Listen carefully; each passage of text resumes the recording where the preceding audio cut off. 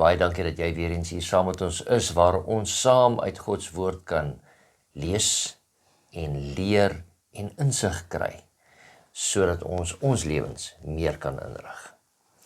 Voor ons vandag begin, gaan ons vir u vra dat u hoofde saam met ons buig.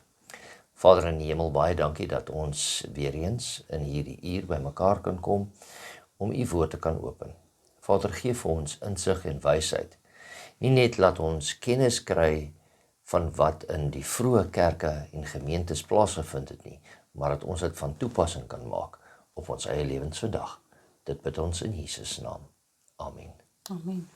So ons gaan voort in ons studie in die brief van Korintiërs. En ons gaan 'n teksvers saam lees. Nou in ons vorige studies het ons gekyk en Paulus het sy handskoene afgehaal en met die gemeentelede gepraat in die gemeente en die dinge wat hulle in die gemeente gedoen het en wat die gemeente goedgekeur het. Nou vandag sê hy vir ons heeltemal iets anders en ek wil hê ons moet gaan kyk na daardie teksvers in 1 Korintiërs hoofstuk 10 vers 31. Of julle dan eet of drink of enige iets doen, doen alles tot verheerliking van God. Nou, Ja, dit is interessant as ons die agtergrond van hierdie hele teksvers gaan ons nou 'n bietjie baie oor gesels vandag. Maar ek dink 'n vraag wat ons eerstens vir onsself moet afvra vandag is hoe ag jy Christelike vryheid? Wat is vir jou die konsep van Christelike vryheid? Beteken dit dat wanneer ek in Christus is, dat daar sekere goed is wat ek voel ek kan doen en geregtig is om te doen en dit voel vir my dat my Christelike geloof is sterk genoeg en ek kan maar in my optrede wat ek voel is reg, doen wat is reg, want ek sien nie iets daarmee verkeerd nie. Nou, interessant genoeg dat hierdie teksvers eerstens vir ons fokus hemelwaarts, want hy sê, of jy dan nou eet en of jy drink, of wat jy ook al mee besig is in jou Christelike wandel, gaan identifiseer waarmee jy besig is en vergelyk dit met die wil van God, maar ook of is ek waarmee ek nou tans besig is dit besig om God te verheerlik? en dis die groot ding waarna ons Daar's 'n moet groot kyk, verskil tussen die twee, nê? want ek mag iets doen wat reg is, maar op daai huidige oomblik verheerlik dit nie die Here nie. Dis asof dit so half vir mense 'n oomblik is, die van nee, wag, is dit enigstens moontlik? Hoe kan ek iets doen wat reg is en tog verheerlik ek nie die Here nie? Jy weet dit in 'n groot mate, jy leer altyd die mense, dan sê jy vir hulle wanneer jy met mense, veral met nie-Christene gesels, jy sal die argument wen, maar jy sal die siel verloor. Ja. Met ander woorde, ek kan die regte feite hê, Ja. maar die manier hoe ek dit oordra, of die manier hoe ek praat, of die oomblik wat ek kies, om met 'n persoon in 'n gesprek in te tree, kan meer skade aanrig as goed. En dan het ek nie die Here verheerlik nie. Ja. Nie waar nie. Dan het ek al die regte feite gehad. Ja, en dit is hoekom ons na daai situasie kyk. So hy sê hier in hierdie gedeelte vir ons, sê hy daar, of jy nou eet en of jy nou drink. Met ander woorde, hier kom Paulus en hy sê, okay, daar was 'n situasie gewees in die kerk oor hulle etes en hulle drinke wat hulle gehad het, en ons weet dit het gegaan oor die afgodsoffers, waar ons nou 'n bietjie sal gaan kyk. Maar hy gaan verder, hy sê, of wat julle ook al doen. Met ander woorde, onthou, Paulus het hierdie brief vir hulle geskryf, omdat hy sekere vrae gekry het, omdat hy sekere terugvoer gekry het van sy mense wat daar was, en daarom antwoord hy sekere dinge. So, ons moet besef dat Paulus het nie net sommer gepraat nie, hy het gepraat en hy het geskryf, want hy het terugvoer gekry en hy het geweet wat aangaan, en daar's vrae gevra. Met ander woorde, hy spreek sekere situasies wat werklik plaasgevind het, spreek hy aan. Ek wil amper sê, kon Paulus nou nie so geskryf het en gesê het, okay, op vraag 1 wat julle gevra het, wat die volgende was, Hier is die vraag, hier is die antwoord, dan sou dit seker vir ons meer sin gemaak het, maar hy het dit nie so geskryf nie. Ja. Met ander woorde, die kerk van daardie tyd het spesifiek geweet waarna hy verwys wanneer hy die opmerkings gemaak het. En ek wil net hê ons moet vers 32 saam lees, want dit is waar eintlik die crux inkom. Hy sê, wees geen oorsaak van struikeling vir Jode of Grieke of vir die gemeente van God nie. Dis belangrik dat u reg aan die begin van hierdie studie waarmee ons besig is, hierdie konsep baie duidelik verstaan. Dit gaan nie so seer oor waarmee is jy gemaklik in jou lewenswandel saam met die Here nie. Dit gaan daaroor dat ek en jy moet besef, ons is geroep tot sieleredding. En die oomblik wanneer ek 'n houding inneem van, maar ek is gemaklik hiermee in my Christelike wandel, moet ek die vraag afvra, waarmee ek besig is, al is dit vir my reg, kan ek iemand anders tot 'n val bring? En is ek op daardie oomblik besig om iemand Ja. sy geloof te verswak? Miskien moet ons bietjie gaan kyk na daai hele konsep van die afgodsoffer, en ek dink dan gaan ons dit bietjie meer duideliker verstaan. Ek kyk nou hier op jou Bybel, en dit sê daar, wees geen oorsaak van struikeling vir Jode. Met ander woorde, die wat uit hulle stamgenote is, maar wat nog nie die nuwe boodskap van Christus aanvaar het as die verlosser nie. Grieke, met ander woorde, in hulle oë heidene, of van die gemeente van God nie. Met ander woorde, ons kan nie net dinge doen en sê, ja, maar dit is hoekom ons dit hier binne kan doen. En iemand anders kyk na jou en sê, maar is dit is hoe julle optree en wil dit nie doen nie. So, alles wat jy doen, moet so die goedkeuring wegdra, dat hoe jy dit doen, dat dit 'n positiewe invloed kan hê van die mense wat soos jy glo, die mense wat glo, maar nie wat soos jy glo nie, en die mense wat glad nie glo nie. Ja. So daar's 3 aspekte wat ek nou moet in ag neem wanneer ek kyk na my eie Christen wandel. Dit is wat daai teksvers vir my sê. So kom ons gaan kyk na 1 Korintiërs hoofstuk 8, en dan lees ons daar daai eerste paar verse saam, so tot en met 13, dan kyk ons, hier is die situasie van die afgodsoffers. So ons gaan vinnig daardeur. En met betrekking tot die offervleis aan die afgode, weet ons dat ons almal kennis het. Die kennis maak opgeblaase, maar die liefde stig. En hier is die eerste punt wat ons na kyk. Ekskuus tog. Hier is die eerste punt van ons kyk. Hy sê, ons het almal kennis. So met ander woorde, ons weet wat ons moet eet en wat ons nie moet eet nie. En ek wil dit hier van die standspoor af bring, dat Paulus het nie hier na die mense toe gekom vir hulle gesê, hierdie is rein vleis en hierdie is onrein vleis nie. Hy sê, julle die kennis. Julle weet wat is rein en wat is onrein, maar julle weet nie altyd as julle na die slaghuis toe gaan in hulle tyd, wat was dalk geoffer, wat dalk rein vleis was, en wat was nie geoffer aan 'n afgodsoffer nie. Hy sê, maar ons het kennis, maar kennis is nie alles nie. Liefde is dit wat stig. Met ander woorde, hoe dra ek dit oor, hoe praat ek met ander mense, is dit om hulle te wen, of is dit om hulle weg te druk? Kan ek gou daar inspring.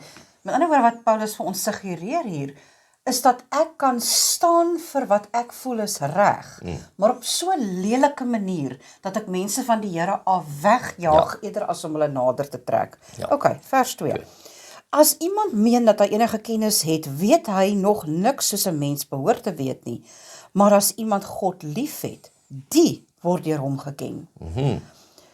Wat dan die eet van die offervleis aan die afgode betref, weet ons dat 'n afgod niks in hierdie wêreld is nie, en dat daar geen ander God is nie behalwe een.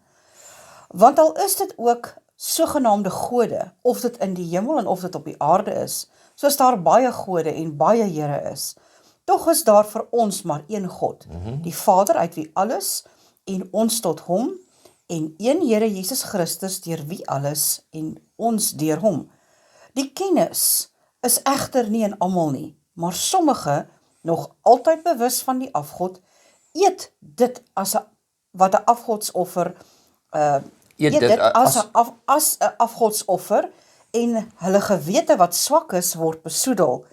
Maar die voedsel bring ons nie nader by God nie, want as ons dit eet, het ons geen oorvloed nie, en as ons dit nie eet nie, ly ons geen gebrek nie. Maar pas op, dat die wat vryheid van julle nie miskien 'n struikelblok word vir die wat swak is nie.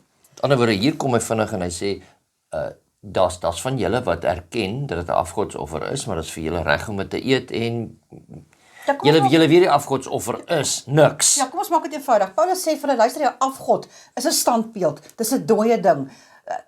Daar is nie 'n almagtigheid daarin nie. So mense wat offers bring daaraan, dis kos wat hulle neersit wat tot niet gaan. Want dis nie asof dit 'n God is aan wie hulle dit bring nie. So daar's mense wat volgens hulle nou beskryf word as die sterkes, wat hierdie afgodsoffers eet, wat sê, maar weet jy, dis kos wat hier neergesit is. Ons kan dit maar eet, dit is in elk geval aan niemand geoffer nie.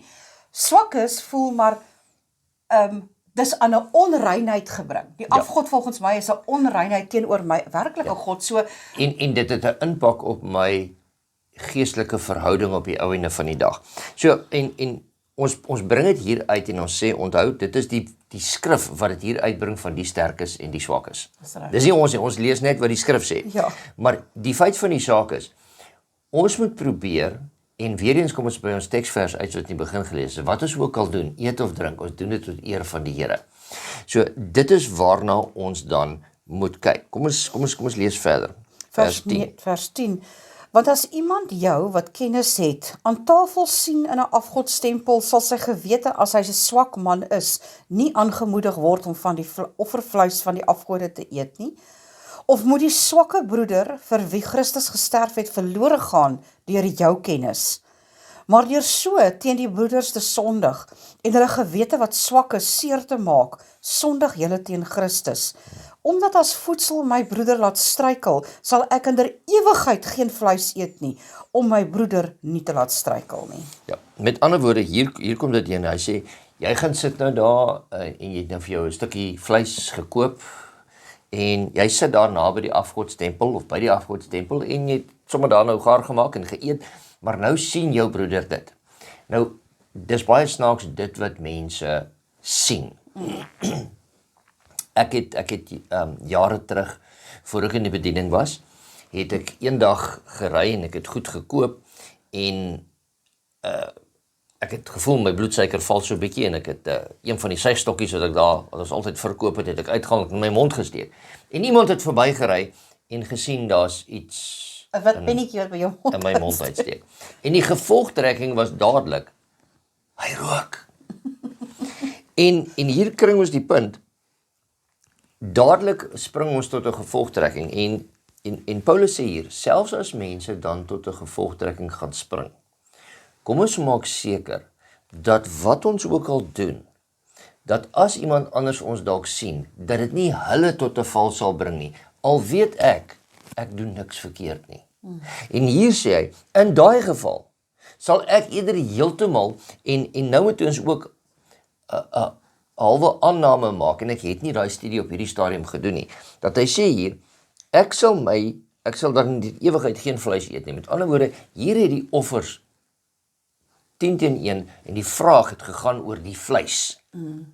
En hy sê hier, ek sal dan nie van daardie vleis eet nie, ek sal my dan weerhou van daardie vleis. So met ander woorde, ons weet, daar was ook ander offers wat hulle gebring het, maar ek dink die vraag wat gevra was spesifiek oor die vleis. En hy het gesê, dan sal ek daarvan wegbly. Hoekom? Nie omdat ek dink is verkeerd nie, maar omdat ek nie iemand anders wil laat val nie. Nou, ons wil nie vandag praat oor vleis eet of nie vleis eet nie. Ons praat vandag oor dinge wat ons doen as kinders van die Here. En wat ons ook al doen, laat ons ander mense val in dit wat ons doen. So, kom ons maak seker dat wanneer ons iets doen, dat ons ook dit in gedagte neem, hoe ander mense na ons kyk, en die gevolgtrekkings wat hulle sal maak, en of dit tot opbouing van hulle geestelike lewe sal wees, of tot afbreking. Ja, dit is nogal vir my is dit 'n baie moeilike konsep om soms aan te dink, want dit voel vir my, leer ek dan iemand wat 'n afleiding maak beter, of hou ek hom onkundig? Maar die vraag is nie seker regtig dit nie, die vraag is, met hoeveel liefde benader ek hierdie mense? Ek dink dis die vraag wat ons onsself moet afvra. Net omdat iemand nie gemaklik is met, kom ek gaan nou 'n doeteenvoudige voorbeeld gebruik. In my kinderdae het ons vrouens nog met 'n hoed kerk toe gegaan. Ek onthou, ek as 'n dogtertjie van 4, het so 'n pragtige appelkooshoedjie gehad, wat ek nog mee kerk toe gegaan het. En daar het 'n sekere tyd gekom wat dit verby gegaan het. Dit was nie meer vir die vrouens het net met, ek weet nie of die tyd maar verby gegaan het of nie, maar die vrouens het nie meer hoede kerk toe gedra nie. Die ouer geslag het wel nog. Die jonger vrouens het begin sê, maar ag, dit is nou nie meer. Dit is nou nie meer van toepassing nie. Nou is my vraag, wanneer ek dan met daardie geslag te doen gekry het, en ek het iets saam by hulle kom bywoon, en ek weet, verham hulle om hulle gemaklik te hou in 'n situasie, dat hulle kan luister na die boodskap wat gebring word, en nie heeltyd fokus op die feit dat ek nie 'n hoed op my kop het nie. Sit maar die hoed op jou kop. Dat die ding wat die aandag gaan aflei, en wat almal gaan ongemaklik stem, kan uit die pad uit wees, al is dit nou 'n hoe eenvoudige situasie, Ja. sit hom daarop. 'n Baie interessante ander voorbeeld, ek en jy stap heeltemal in 'n ander kultuurgroep in, en toe ons gaan sit, toes ek onmiddellik in baie groot moeilikheid, want ek het nie besef, ek sit tussen die manne, en nie, ek mag nie daar sit nie, ek moet by die vroue sit nie. Nou ek kon op daai oomblik kon ek nou 'n houding ingeneem het van gesit, maar lyk ek Maar daar's geen verskil nie. Daar's nie 'n Griek nie of Jood nie, man of vrou nie. Ek kon vir hulle die Bybel aangehaal het, maar onmiddellik sou ek my gehoor verloor het, en ek sou die gehoor nie op Christus kon laat fokus nie, ek sou hulle op aardse goed laat fokus het. Ja. Dadelik staan op, gaan sit waar jy kan sit. Hoekom? Want die mense wat daar is, het gekom om te hoor wat die Here wil sê.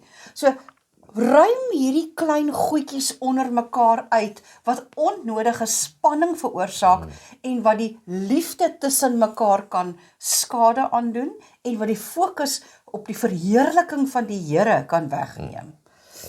So kom ons gaan aan, en in die volgende gedeelte, in hoofstuk 9, sê hy daar, en onthou, in die oorspronklike geskrifte, was daar nie hoofstukke nie. So hulle het net aangegaan, maar onthou weer eens in die agterkop, hy antwoord vra. En ons moet weet, Paulus is nog een oomblik hier, en die volgende oomblik spring hy na 'n volgende ding toe, dan kom hy weer terug na hom toe, onthou net hoe hy skryf. Maar ons lees van vers 1 wat sê, is ek nie 'n apostel nie? Is ek nie vry nie? Het ek nie Jesus Christus ons Here gesien nie? Is julle nie my werk in die Here nie? So hier spring hy nou heeltemal, hy's nog besig met vleis, ek sal nie vleis eet nie, en dan sê hy, maar is ek nie 'n apostel nie? Bietjie snaaks, in dieselfde sin.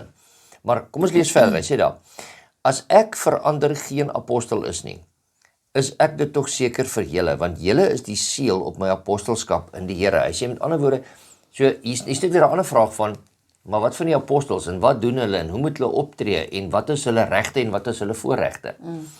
En hier kom hy en hy sê, maar julle weet ek is 'n apostel, want ek het die evangelie na julle toe gebring, ek het dit aan julle toe, julle kan dalk iemand anders bevraagteken, maar bevraagteken julle my. My verantwoording aan die wat my beskuldig is dit, het ons dan geen vryheid om te eet en te drink nie? Nou ja, die mense het seker nou gevra, ja, maar jy was nie een van die oorspronklike 12 nie. Nou hoekom kom jy hier na ons toe, en nou moet ons jou onderhou, want dit was deel van die gebruik. Hy wat van die evangelie bring, moet leef van die evangelie, met ander woorde, die kerk moet hom onderhou. Dis waaroor dit gegaan het, hy sê, mag ek dan nie eet daarvan nie. Vers 5, het ons dan geen reg om 'n suster as vrou met ons rond te neem, net soos die ander apostels en die broers van die Here en Sefas nie? Of het net ek en Barnabas geen reg om die hande arbeid na te laat nie? Met ander woorde, hier kom dit van, Daar's duidelik iets wat gesê is in daardie ja, maar gemeente. ons kan vir hulle betaal en hulle eggenote, maar ons kan nie vir jou en nog iemand wat saam met jou is, betaal nie. Dit was amper 'n kwessie van, nou wie's Paulus en Barnabas nou? Ja. Ons glo aan die 12. Ja. Hulle het die reg om onderhou te word, hulle het die reg om te trou, hulle het die reg om hulle te vestig. Duidelik in die gemeente was hier mense wat gesê het, maar luister, Paulus en Barnabas, hulle het gekies om hierdie werk te doen. Hoekom wil hulle 'n vrou neem, of hoekom wil hulle werk? Hoekom wil hulle werkers saam met hulle hê? En interessant genoeg dat hy vir hulle sê, mag ons nie ook eet en drink nie. En onthou, vat nou terug na die vorige teksverse toe, dit het spesifiek verwys na mense wat afgodsoffers gaan eet. Mag dit dalk gewees het dat Paulus en Barnabas, en ek raak nou 'n sensitiewe saak aan, nie, vir die wat sensitief is daaroor, dat Paulus en Barnabas dalk in die tyd wat hulle honger was, by die afgodstempel verbygeloop het, die kosse is daar neergesit, 'n special gekry het, gegaan het en geëet het daarvan, want dit is kos wat gegee word vrylik, die wat wou daarvan eet, kon daarvan eet. En iemand in die kerk het dit raak gesien, en o Grieta, toe is dit nou 'n verskriklike groot konsternasie. Wat ek natuurlik 'n baie liefde het vir Paulus, is die feit dat hy vir hulle sê, hy en Barnabas onderhou hulle self. Ons kyk nie in julle oë nie. Ja. Ons het die volste reg om te vra dat julle ons onderhou, maar ons kyk nie in julle oë nie. Ons werk self, ons sorg vir ons eie bediening en ons sorg vir ons eie gesinne en vir die wat saam met ons werk. Ja. Maar hy spreek vir hulle baie, baie hard aan hier en sê, hoorie, julle as gemeente het nie die reg om vir ons wat in die werk van die Here permanent staan, om ekstra las op ons te kom sit, deur ons te oordeel oor hoe ons onsself onderhou, hoe ons gesinne onderhou en hoe ons eet en drink in die proses nie, né? En hy kom aan en hy gaan na die Ou Testament toe en ons kan 'n paar verse daarso, ons gaan na vers 8 toe. So sê ek dit miskien menslikerwys, of sê die wet dit nie ook nie. Want in die wet van Moses is geskrywe, 'n os wat graan dors, mag jy nie mylband nie. Is dit miskien oor die osse dat God hom bekommer? Of spreek inderdaad om ons ontwil, met ander woorde ons wat ook werk as die geestelike werkers. Ja, want om ons ontwil is dit geskrywe, omdat hy wat ploeg op hoop moet ploeg, en hy wat dors op hoop, omdat hy wat hoop deelagtig te word. Met ander woorde, hier sê hy, almal van ons wat werk, word deelagtig in die wat die boodskap gaan kry op die ou einde van die dag. As ons vir julle die geestelike gesaai het, is dit 'n groot saak as ons julle stoffelike goed maai. Met ander woorde, hy sê daar uit dankbaarheid vir die woord wat julle gekry het. En ook vir ons, wat dan ook dan na die Ou Testamentiese gedeeltes toe teruggaan, want onthou, die Lewiete wat vir die Here moes gewerk het, die priesters, hulle het geen erfdeel in land gekry nie, hulle het stede gekry waarin hulle kon gebly het, maar dit was die res van Israel wat hulle moes dan onderhou, omdat hulle geestelik gevoed was. En Paulus gaan terug na daai gedeelte toe en hy sê, ons is ook hier. So, moenie ons nou beskuldig dat ons dalk net leegleiers is nie, soos jy gesê het, want ons werk vir onsself, maar as ons tekort kom en ons vra iets, dan moet julle nie ons aankyk asof dit 'n snaakse ding is nie. Ja. Ons kom dit toe. Maar Paulus sê hier dat alles wat hy doen hy dan uit die liefde uit en hy doen dit uit onbaatsigtigheid. Hy probeer soveel as moontlik om nie 'n ekstra las op die gemeente te lê nie, om die evangelie te kan versprei nie.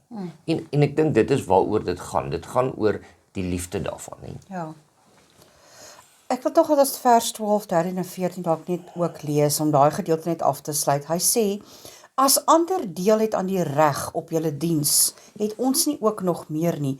Ons het ewenwel nie gebruik gemaak van hierdie reg nie, maar ons verdra alles om geen hindernis vir die evangelie van Christus te veroorsaak nie. Daar is die hele konsep weer, die evangelie van Christus moet hardloop. Dit moet nie deur onnodige onder onsies en vra moet dit teruggehou word nie. Weet julle nie, dat die wat met die heilige dinge werk, uit die heiligdom eet, en dat die wat by die altaar besig is, met die altaar deel nie, so het die Here ook, vir die wat die evangelie verkondig, bepaal, dat hulle van die evangelie moet lewe. Ek dink net, ons moet nie deur mekaar raak hier met wat Paulus vir ons sê nie. Hierdie was aktiewe werkers vir die werk van die Here. Hulle het gegaan van dorp tot dorp en die evangelie versprei. Ek wil net, ek sien waartoe jy gaan, so ek wil net sê, onthou net, teruggegaan, die apostels het hulle eenkant gesit, hulle het die hande op hulle gelê, en hulle is deur die apostels, deur die kerk, uitgestuur. Dis nie selfgekose manne wat nou op hulle eie ding gedoen het nie. Ja, so hier is nou sommer 'n gevaar ook, oppas, dat iemand nie sommer net in die kerk opstaan en sê van nou werk ek vir die Here en julle almal moet vir my sorg nie. Dit is so belangrik dat ons dit besef, dat die kerk, die leierskap van die tyd, die apostels het hulle hande op hierdie mense gelê, hulle bediening geseën, en hulle het ook terugvoer gegee aan die leierskap. Gaan rapporteer en sê, dit is wat ons gedoen het, dit is hoe ons gevorder het. Met ander woorde, hulle was deel van die georganiseerde werk van die kerk, en dit het beteken dat hulle die reg gehad het om deur die kerk onderhou te word. So, kom ons gaan aan, En dan kyk ons 'n bietjie na hoofstuk 10 en ons lees daar 'n paar verse saam.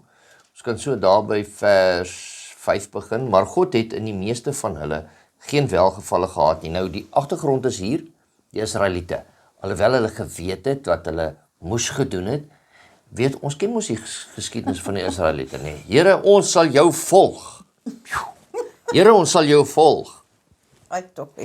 So, hier sê hy, maar God het in die meeste van hulle geen welgevalle gehad nie, want hulle is neergeslaan in die woestyn. En hierdie dinge was voorbeelde vir ons, dat ons nie begeerig moet wees na slegte dinge soos hulle begeerig was nie. Onthou, elke keer as hulle geval het, ons wil die vleispotte van Egipte hê, julle gaan hier bly. En wees ook nie afgode dienaars soos sommige van hulle was nie. Weereens, nou moet ons begin ernstig kyk daarna. Hulle was die volk van God wat God uitgelei het. Hulle het bely om God te volg. Hulle het elke dag die tabernakelstelsel gehad wat hulle gevolg het. En tog was daar afgodedienaars onder hulle. En is dit dalk moontlik dat dit so ook vandag in die kerk kan wees? Die volk het gaan sit om te eet en te drink en het opgestaan om te speel. Nou ons weet, daai woorde, dis hier in die Afrikaans baie mooi vertaal.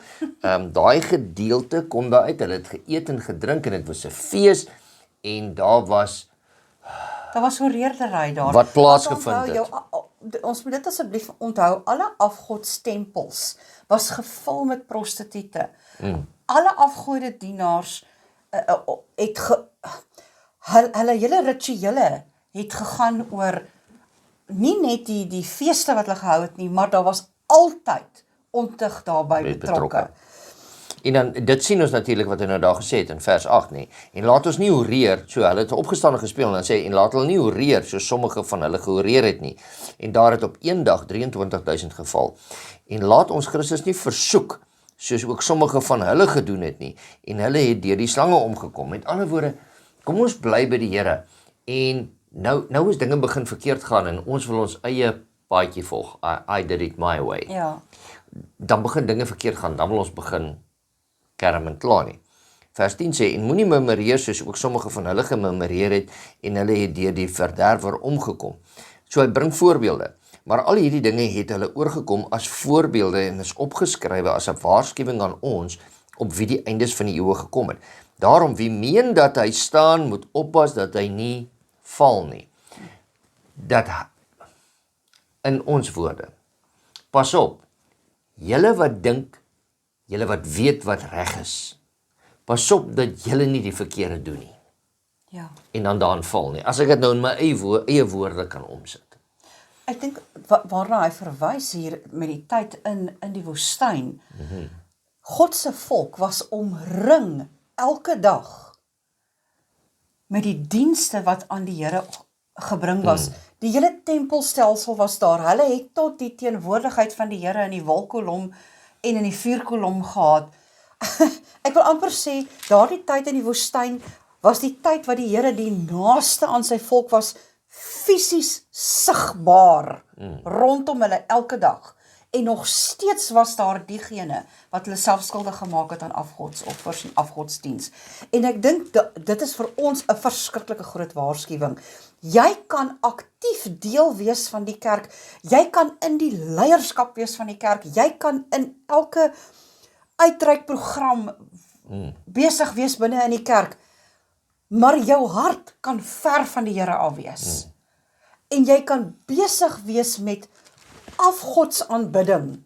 As ons dit nou sommer so kan plat antwoord, sonder dat jy werklik besef dat jy besig is om ander tot val te lei, omdat jou hart nie werklik by die Here behoort. Want onthou, die hoofstuk gaan nog steeds aan, en hy praat, so met ander woorde, nou kom en sê hy, nou, alles wat hulle verkeerd gedoen het, dat hulle die Here afgevolg het, dat hulle gemurmureer het, dat hulle gehoreer het, hy bring nou al hierdie goed, en nou gaan hy in vers 14 aan. Nou ons het nou weer 'n breek daar by ons in ons hoofstuk, ja, want dit gaan nou oor iets anders. Maar onthou, dit begin met 'n spesifieke woordjie. Daarom. Jy kan nie 'n sin met daarom begin. As dan nie vorige Dan sinne moet was. iets wees wat voor dit gebeur het. So met ander woorde, daarom moet ons weet dat hy dit wat in die vorige gedeelte geskrywe is nog steeds van toepassing nou. Dan sê hy, daarom my geliefdes, vlug vir die afgodediens. Wow. Ja, van hulle het dalk voor die afgode neergekniel. Jy weet, ons weet van die goue kalf en ons weet van ander goede, maar ook al die ander dinge wat hulle gedoen het. Hulle het gemurmureer, want hulle het na ander dinge verlang wat hulle eerder wou gehad het. En dit 'n afgod gemaak vir hulle om daarna te verlang die hele tyd. En ons moet kyk dat daar verskillende dinge is, en ons weet mos in ons alledaagse bestaan, praat ons van afgodediens. Daar's mos baie ander dinge wat ons eerste stel. 'n Afgod is iets wat ons voor God stel. Ek wil net, kom ons dis gou vers 15 en 16, hy sê, ek spreek soos met die verstandige mense, oordeel self wat ek sê, die beker van danksegging wat ons met danksegging seën, is dit nie die gemeenskap met die bloed van Christus nie? Met ander woorde, hier verwys hy na die nagmaal, Dan die nagmaal. Die brood wat ons breek, is dit nie die gemeenskap met die liggaam van Christus nie? Omdat dit een brood is ons almal een liggaam, want ons het almal deel van een brood. Let op Israel, na die vlees, het die wat die offers eet, nie gemeenskap met die altaar nie. Wat sê ek dan? Dat 'n afgod iets is, of dat 'n afgodsoffer iets is? Nee. Maar dat die heidene wat dit offer aan duiwels offer en nie aan God nie. En ek wil nie hê dat julle jul met die duiwels gemeenskap moet hou nie. Julle wat dan die beker van die Here drink, en ook die beker van duiwels moet basies drink nie, nee. Dis my half so 'n oorweldige konsep hierdie. Wat hy sê is, oppas dat dit wat jy dink is reg, nie vir jou nader trek na afgodsdiens toe, as wat dit vir jou bring na die Here toe nie. Ja, Sonder dat jy dit agterkom, mag jy dalk verder van die Here af beweeg as wat jy nader kom na die Here. Dit laat my dink aan die woorde van Joshua. Kies julle vandag wat julle wil dien, maar ek en my huis, ons sal die Here dien. En jy sê dit altyd, ons moet die Here dien, soos wat hy sê, hy gedien wil word. Nie soos wat ek dink, hy sê, hy gedien wil word nie. So, met ander woorde, hier moet ons seker maak, dat ons moenie, ek amper sê, halfgebakte volgelinge wees nie. Ons doen die rituele van die kerk, maar ons doen ook die rituele van die wêreld. So staan met 'n voet aan hierdie kant, ons staan met 'n voet aan daai kant. Paulus sê nee, kom laat ons seker maak, alles wat ons doen, moet ons doen tot eer en verheerliking van die Here. Kom terug na ons heel eerste vers wat ons gelees het. En ons moet dit doen met die liefde, om mense tot redding te bring. Hy sê in daai laaste gedeelte van vers 21, julle kan nie deel hê aan die tafel van die Here en ook aan die tafel van duiwels nie. Wanneer ons begin ons lewenswandel as Christene op so 'n manier benader, dat die liefde in ons begin taan, dat ons nie meer daardie uitsluitlike doel vir my en jou op hierdie aarde begryp nie, en dit is dat ek en jy 'n passie moet hê vir sielewedding nie, en sieleredding nie, om mense voor te berei vir die ewigheid nie, dan gaan ek en jy in dinge begin betrokke raak, wat vir ons gemaklik laat voel op hierdie aarde, maar dit gaan vir ons verder wegtrek van die Here af, dit gaan ons nie nader bring nie, dit gaan nie die Here verheerlik nie, en dit gaan nie met liefde gedoen word nie, en ons gaan op die einde van die dag mense se siele kos, ons gaan nie mense se siele red nie. Ja. So, Paulus kom hier en hy sê, julle wat nie sekere goede wil doen nie, pas op oor hoe julle dit nie wil doen nie. Want onthou, ander mense kyk en ons moet ander mense naste trek. Julle wat sekere goed wil doen, pas op hoe julle daai goed, en ek sê maar net goed, nê? Wil doen. Want onthou, mense kyk en trek ek hulle nader of vat ek hulle verder van die Here af. En Paulus het gesê, ek sal my dan eerder onthou van sekere goed, om seker te maak dat ander mense nie 'n skewe beeld kry van Christus nie. En ek dink dit is ons les vir vandag. Laat ons alles doen tot eer van die Here, wat dit ook al is, dat ons alles doen, laat sy naam verheerlik word, laat ons in dit wat ons doen, altyd Christus se gedagtegang het.